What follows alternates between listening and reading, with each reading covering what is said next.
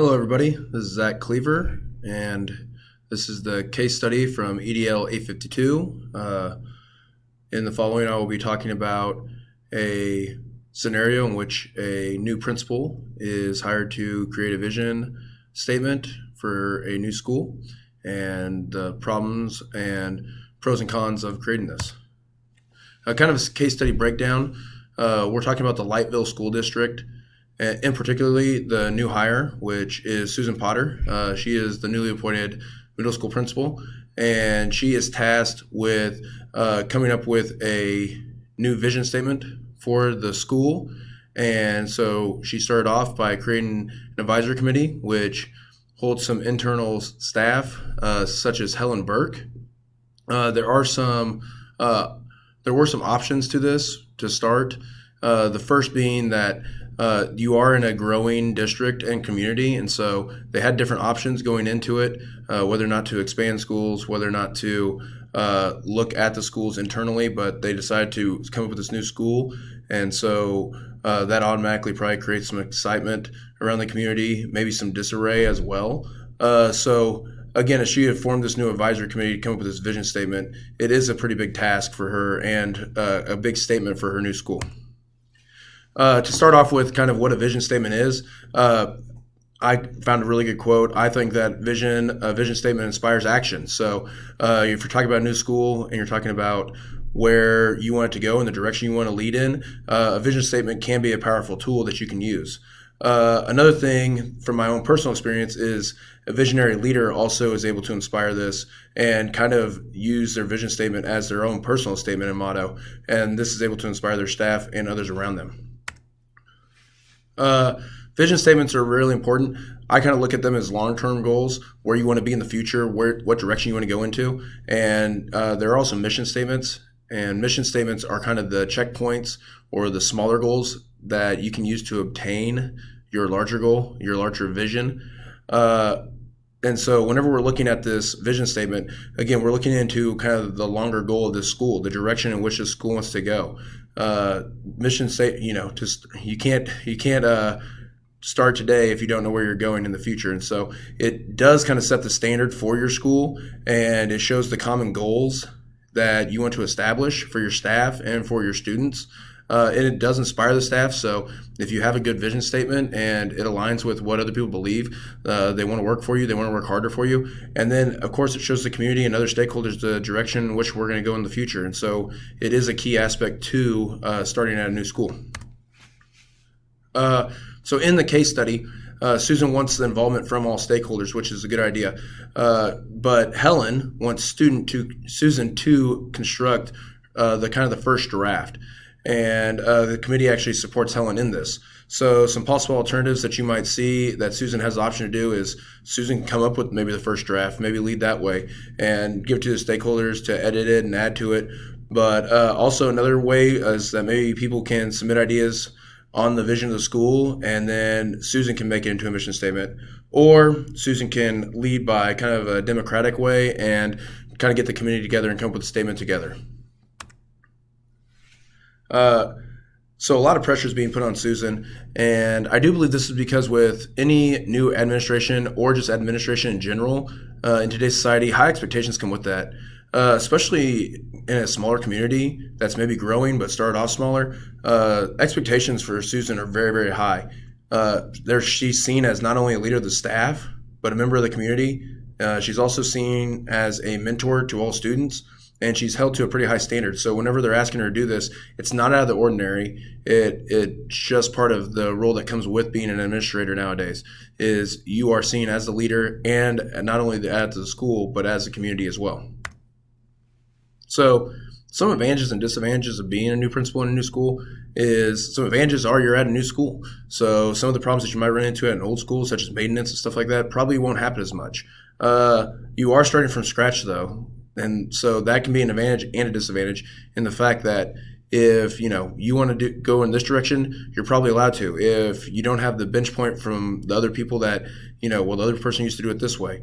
The other part is you can hire staff based off preference. In the case study, they talk about how a lot of staff wanted to move over, which is great. But the other thing is you can kind of fill positions based off of your vision and where you want to go with this. And last but not least, you can come up with the standards for all. I mean, you can set the standard of, what you're expecting out of your staff.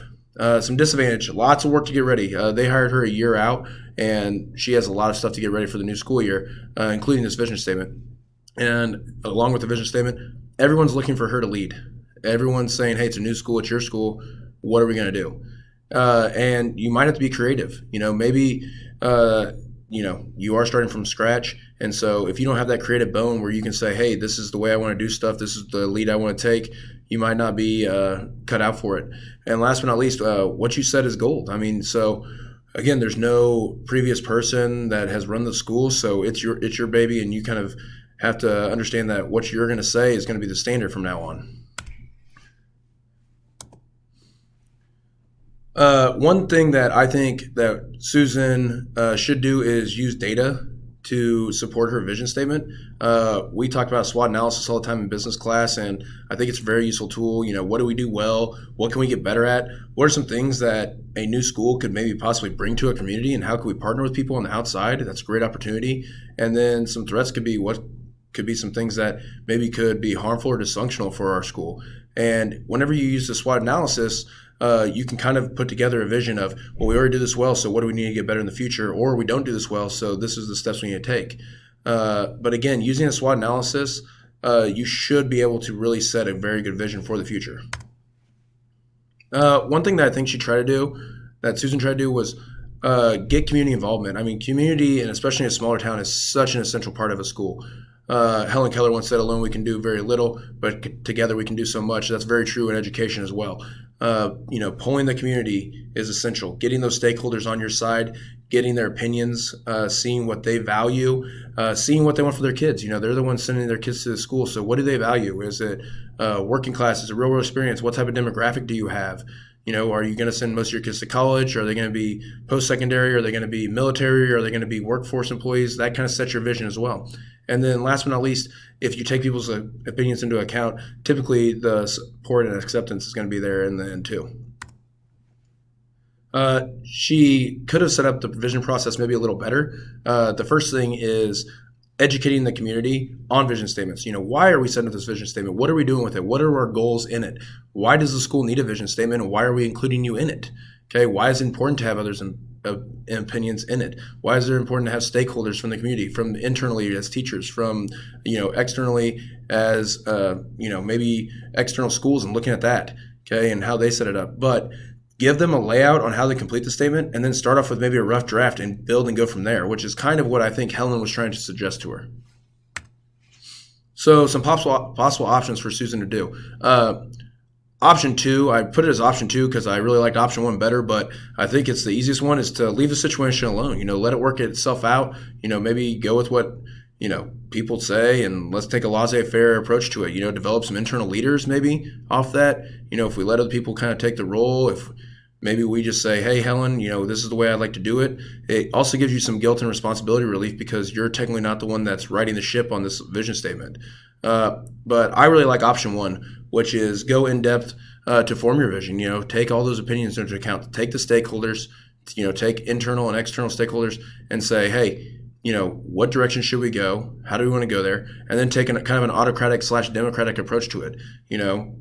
You're in control, but at the same point, you're taking other people's opinions into account. So in the end, it shows that authority and leadership of I can handle this and I can take control, but it also shows that, sincere side of I do care what other people think and I want to make the right decision based off that. But again, that's a lot more responsibility than just saying, hey, everyone else kind of figure it out, and then I'll kind of go from there. So if it was me, how I'd want to implement my plan is, my leadership style would be inclusive but decisive. I would try to gather information, data, information from stakeholders, but in the end, I would want to be the one that put my name behind that vision statement. But I would start by educating the public. I would educate people on what we're looking for, why is it important, and then I would probably set the tone by example on saying, here's what I'm thinking, and then adjusting my plan based off what other people say to me. And then the last one is, I would finalize and stand by my decision. I think that's huge, is being able to say, yes, this is my decision. This is what I stand by. And again, with my vision statement, I'd make sure that I had data that drove it. I'd say, hey, based off of what I've seen, this is where we need to go. Also, I'd have stakeholder input so that hopefully I had some community backing. But in the end, leaders must lead the discussion. And I would also make sure I had some good mission statements to go with it as well. So some 1-year plans, some 3-year plans, and then maybe even shorter than that. Some post-decision factors that could come by through this, I guess, is think about what could happen is that you could have some negative responses from people who feel like their voice isn't heard or don't like the direction that you choose to go into. I feel like a way to handle this would be to have direct contact with the superintendent, tell them what my plan is, get the okay from them to go ahead and go with it, and tell them about there could be some dissent in the future, but hopefully by going through these steps, it's minimal. And then I would want to determine on if someone did have a problem, how would I handle it? If teachers have a problem with it, I'd sit down with them, meet with them. Hopefully, I already got their opinion on it, but I would discuss, what I'm seeing versus what they're seeing. It could change it could change my mindset, but also could change theirs. If they're external, I would probably do based off what it is. If someone's just complaining, maybe it's a sit down meeting. If it's a lot of people complaining, maybe it's a small meeting. Maybe it's kind of a town get together at the school board. But again, I think that's all based off what your superintendent's laid out to you, and whenever you've already talked about your crisis plan, and then how you handle stuff. And then what's the next step if my chosen plan doesn't work out and the thing doesn't go along as I think it should? If the plan is completely disagreed with, I think you go back to the drawing board. You evaluate why people disagree with it and maybe how you can adjust it so that more people are on board.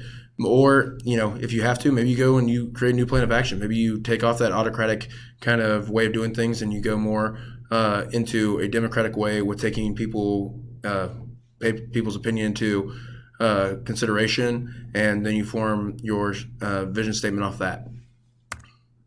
Again, thank you for listening. I found the case study to be very, gave me a good real world scenario of what I might face in the future if I'm ever a new principal in a new building, but I think it was a very good test. Thank you.